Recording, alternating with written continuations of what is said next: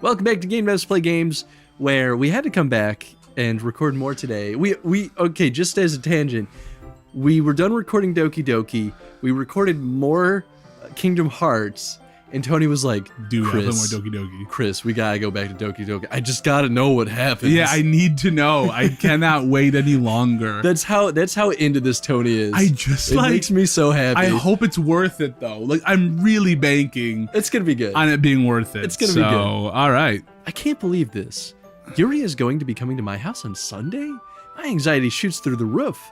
I don't normally say that, so my anxiety shoots through the roof. Yeah, it's like, what? Yes, yeah. Writing. Yeah, right. Even though I've gotten pretty used to handling her at this point, there's no telling what might end up happening while we're outside of school. Oh, yeah. More than that, she told me she was looking forward to it.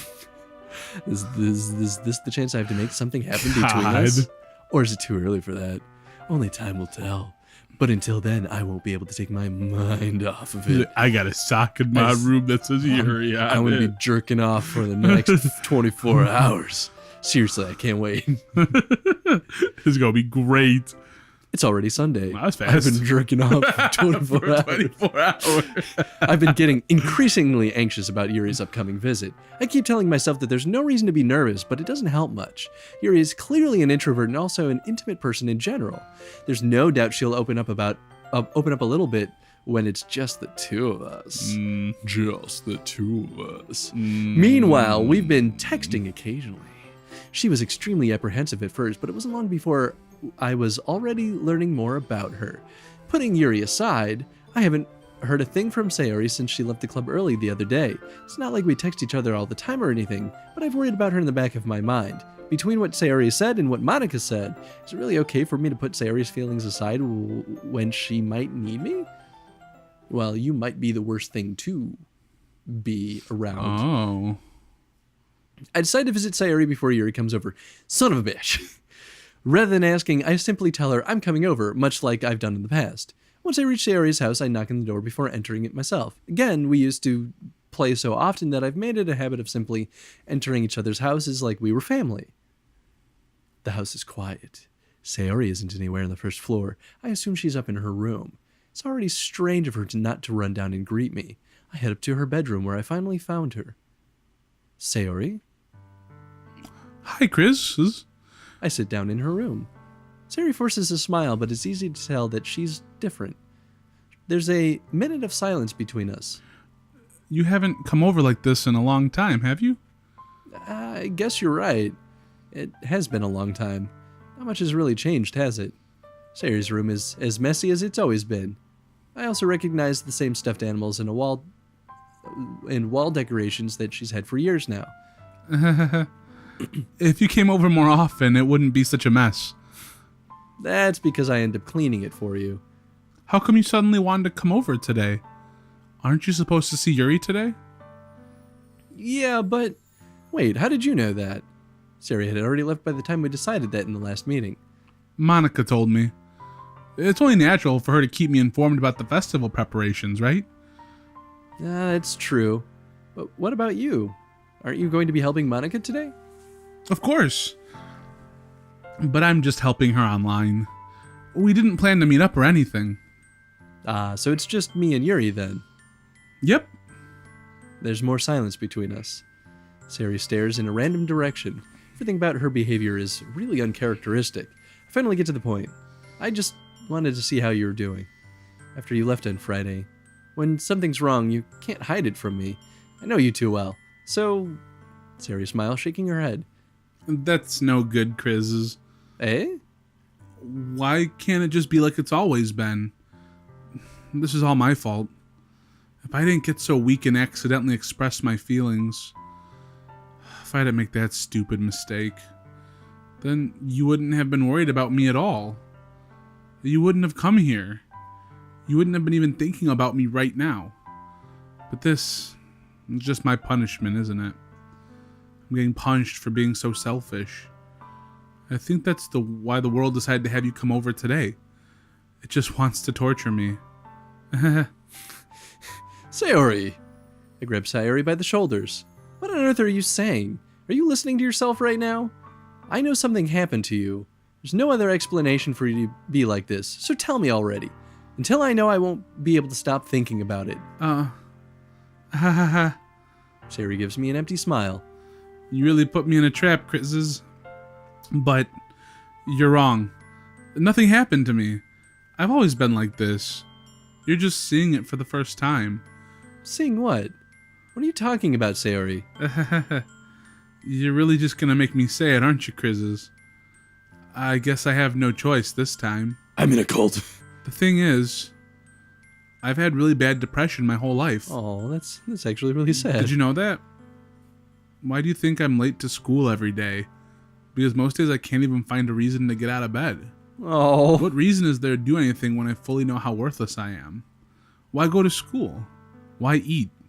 Why make friends? Why make other people put their energy and caring to waste by having them spend it on me? That's what it feels like. And that's why I just want to make everyone happy. Without anyone worrying about me. I'm in shock. I can't even figure out how to respond. How is it possible that Sayori kept this from me the entire time that I've known her?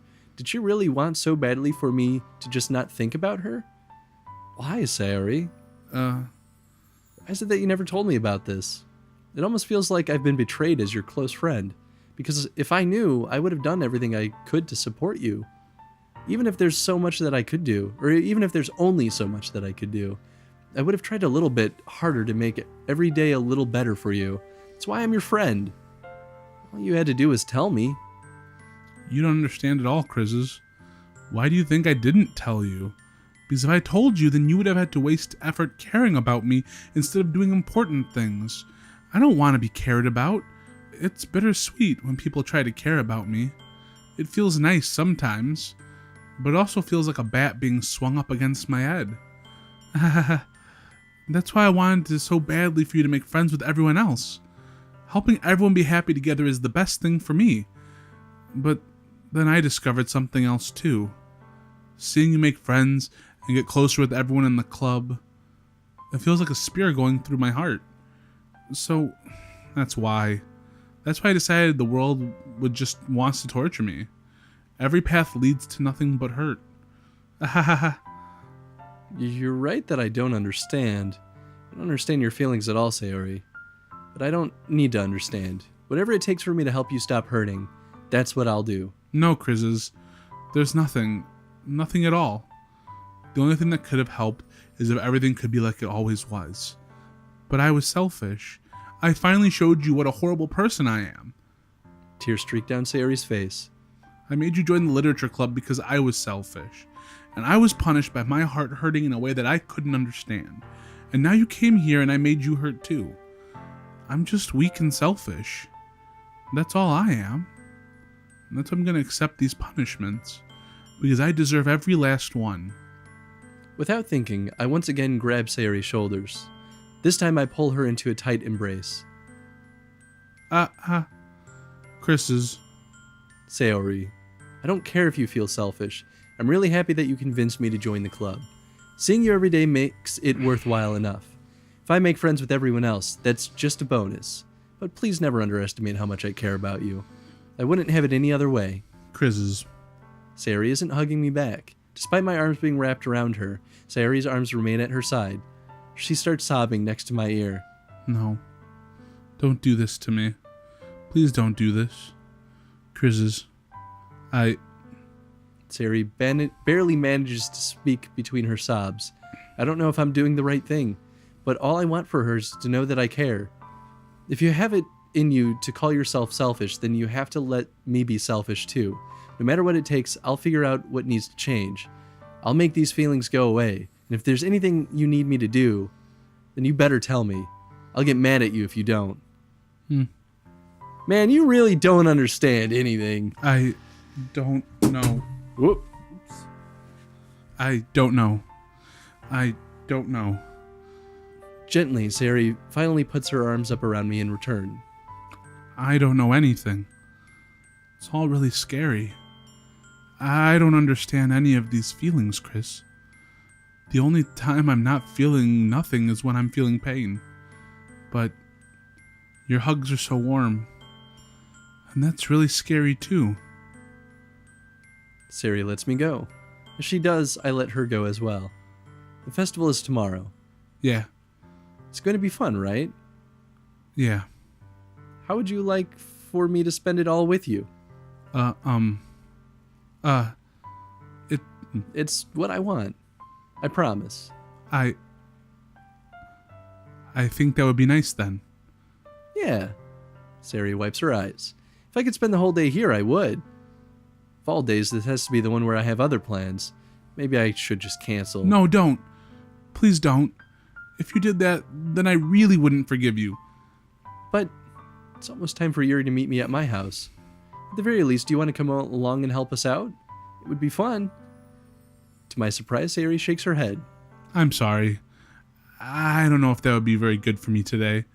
You understand, right? He clearly doesn't. He has no really clue. Just does not get the concept of anything. Fucking Chris. It's kind of hard for me to fully understand, but I'm trying my hardest. It's okay. Don't worry too much about it. I'll see you tomorrow, okay? All right. I look forward to it. Say goodbye to Sayori and exit her house. On the way home, I find myself feeling uneasy, but it's hard for me to keep thinking about it when Yuri's about to come over too. I think Sayori is right. I shouldn't be worrying too much, and we definitely are going to have a great time tomorrow. I should just focus on what's ahead of me. Man, that's sad. No. Now I feel bad for Sayori. Yeah, right? Depression sucks. Yeah. But it, in a way, I think that adds a lot of really interesting depth to her character that was not expected. Well, and they kind of were talking about it a little bit in the last club meeting. They sort of alluded to it. They were hinting at oh, Sarah's not normally like this. She's not normally this outgoing or happy. Mm-hmm. They sort of play it up to make it seem like, oh, she's just, happy when she's around the main character. But what the player may not often realize at that point is just how deep that actually goes. Yeah. And I actually...